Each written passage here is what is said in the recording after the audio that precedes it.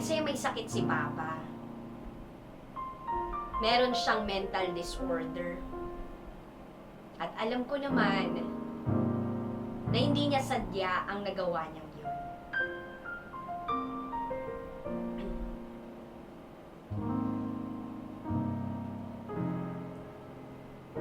Before the kalbo thingy happened, meron akong boyfriend. Naging kami for 2 years. Masaya ako sa kanya. At ganoon din siya sa akin. Sabay kami graduate ng medtech noon. At pinagpaplanuhan namin ang future namin. Pero hindi ko inaasahan na aabot sa ending ang relationship namin. Tinapos niya simula nung kinalbo ko ni Papa. Galit na galit siya nun. Hindi kay Papa kundi sa akin. Bakit daw kasi hindi ako nag-iingat? Alam ko naman daw na may sakit si Papa, tapos pinapabayaan ko daw na kalbuhin ako. Ewan ko, pero ang daming nagbago. Dati palagi kaming magkasama sa mga parties and events. Pero ngayon, nagagawa niya na akong iwan sa bahay. Dati hinahatid pa niya ako sa loob ng trabahong pinapasukan ko. Ngayon, hanggang sa loob ng kotse na lang siya nagpapaalam. Dati madalas niyang i-post yung mga pictures namin together sa Facebook at Instagram. Pero ngayon, hindi na niya akong magawang itag. At nakahide pa yung relationship status niya. Lastly, noon, kapag lumalabas kami at magkahawak ang kamay namin, halos ipangalandakan niya na girlfriend niya ako. Pero ngayon, ang laki ng pinagbago. Simula nang nakalbo ako, never niya nang hinawakan ng kamay ko. Sobrang sakit lang. Hindi naman ako manhid. Nakakaramdam ako. Ramdam ko na kaya siya nagkakaganyan kasi nahihiya siyang makita ng tao na yung girlfriend niya kalbo. Kahihiyan nga naman niya yun, diba? Gwapo siya. Kilala siyang chick boy. Habulin ng babae. Tapos, ano nga naman ang pinalit niya, diba? Isang babaeng kalbo. Puno na ako ng insecurities ngayon, lalo pat may bago na siyang work at workmates. Ang ganda nila. Ang pangit ko. Minsan nga, naisip ko, kapag wala ba ako sa tabi niya at kasama niya ang mga kaibigan niya, napag-uusapan pa kaya nila ako? Ibinibida niya pa kaya sa kanila na maganda ako? O pinagtatawanan na lang ako?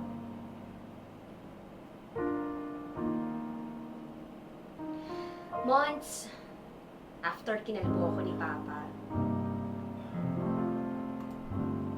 nakipag-break sa akin yung boyfriend ko. Sabi lang niya, kailangan niya mag-focus sa work niya. At sobrang busy niya daw kasi magte-take siya ng board exam.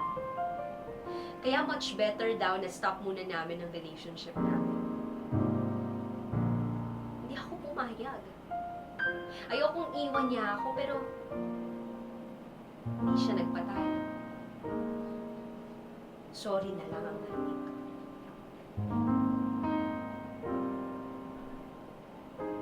I cried almost every night. Galit ako kay Papa. Sobrang galit. Siya ang sinisisi ko kung bakit nangyari sa akin to. Kung bakit iniwan ako ng taong mahal ko. Ilang linggo ko din hindi kinabu si Papa noon. Sobrang cold ko sa kanya. One time, pagod na pagod ako noon galing work. Umiga lang ako sa sofa. Di ko na hinanap kung nasaan si Papa. Pagising ko, nasa harap ko na si Papa ko. Nakaupo, habang nakangiti sa akin. Ang weird ng ngiti sa labi niya. Nagmano lang ako, then pasok na sa loob ng kwarto. Nagulat ako kasi ang linis ng kwarto ko. As in, sobrang linis. Then bago pa yung kurtina. Yung favorite kong kurtina na color pink pa ang ipinalit. Lumabas ako para puntahan si Papa pero wala siya sa sala. Nilibot ko yung bahay at sa kusina ko siya naabutan. Nakatayo siya doon. Nakangiti pa rin sa akin. Hanggang sa napunta sa mesa ang panitin ko. May mga pagkain na nakahain. Menudo, chicken, afritada, at ang favorite ko, sopas. Gulat na gulat ako sa nakita ko. Binalik ko yung tingin ko kay Papa. Nakangiti pa rin siya. Pero may luha nang tumutulo sa mga mata niya. Hindi ko na rin mapigilan mapaiyak. At doon niyakap ko siya. Niyakap ko si Papa ng sobrang higpit at puno ng pagmamahal. Sa sobrang galit ko na iniwan ako ng taong mahal ko, nakalimutan ko na nandyan pala ang Papa ko. Tinanggal ni Papa ang pagkakayakap ko.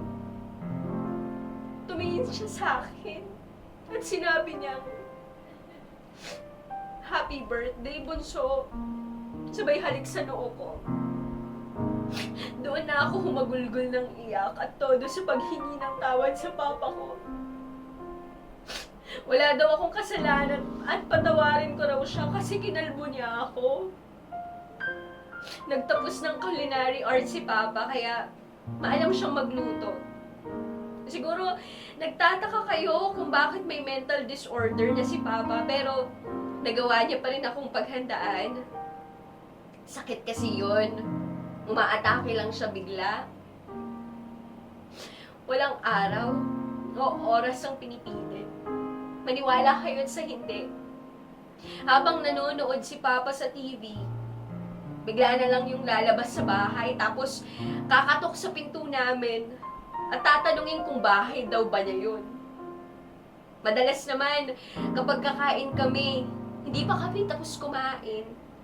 Tapos ililigpit na. Kaya ako, madalas sinutuloy ko ang pagkain ko sa kwarto. Pero kahit ganyan, never kong ikinahiya si Papa. Never kong ide-deny na Papa ko siya. At hindi ako magdadalawang isip na ipakilala siya kahit kanino man.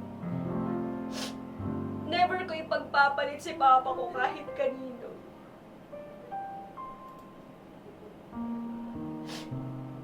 Never ko ipagpapalit siya. Kahit pa sa lalaking iniwan ako dahil lang sa kinalbo ako ng Papa ko. Ngayon, mahaba ng buhok ko. Shoulder length na siya at palaging sinusuklian ni Papa bago ako pumasok ng work. Masaya na ako. Sobrang saya dahil kasama ko ang Papa ko. Balita ko nga, doktor na daw yung ex ko eh. Congratulations to you. I'm so happy for you, Carl.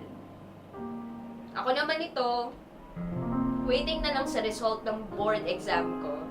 Hopefully makapasa dahil sobrang dami ko pang plano para sa amin ng Papa ko. At nangako ako kay Papa na kapag naging ganap na doktor na ako na mismo ang gagamot sa sakit niya. I love you, Pa.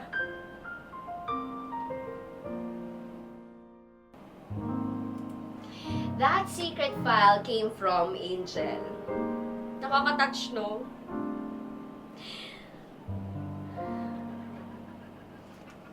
Grabe, hindi ko akalain na maiiyak ako ngayon.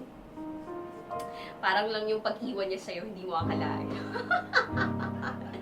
Diba, etching lang. But anyway, ang ganda na na-realize ni Angel kung gaano siya kamahal ng tatay niya at kung gaano niya kamahal yung tatay niya.